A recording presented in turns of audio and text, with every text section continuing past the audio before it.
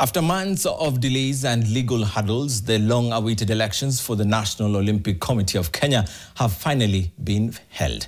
Shadrack Maluki is now the new president, taking over from Paul Tergat, who served for 2 terms. The tightly contested vote has ushered in a new team tasked with revitalizing Kenya's Olympic movement and addressing long-standing governance issues. Our reporter Gladys Midecha has the details. After being postponed twice, the National Olympic Committee of Kenya elections have finally taken place, with Shadrack Maluki emerging as the new president. Maluki garnered 15 votes, narrowly defeating his closest challenger Francis Mutuku, who received 12 votes in a tightly contested race.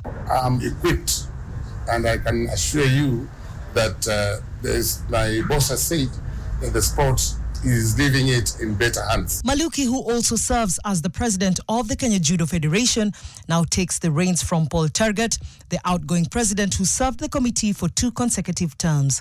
Tergat, a revered figure in Kenyan athletics, was lauded for his efforts in stabilizing and restoring accountability to Nock during his tenure. This office is always very busy, 365 days, so you have a lot of work, so you need a lot of energy to make sure that we work together, or we work for the nation and for our sportsmen.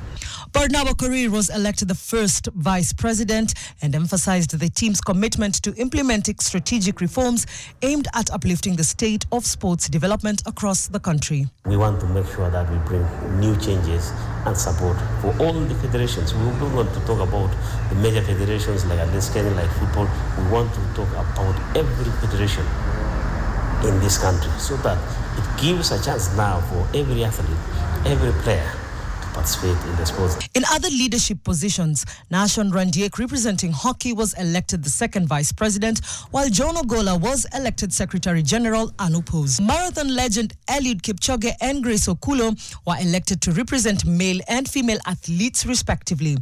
Charles Mose was elected deputy treasurer, while Doreen Okiri was voted in as the women's representative on the committee. However, the electoral process was not without challenges. Muthee Gakuru, the IEBC officer overseeing the elections, raised concerns over gaps in the current Nock constitution, which had led to prolonged court battles and procedural uncertainty. He called on the newly elected officials to prioritize constitutional reforms. It has given even Nock a chance to relook at their constitution, seal the few loopholes that are there. We will give them guidance on the areas that we saw were causing a little bit of problems, because the constitution needs to be very decisive. They say 3rd time's a charm, and after 3 months of push and pull, the Nock elections have finally taken place.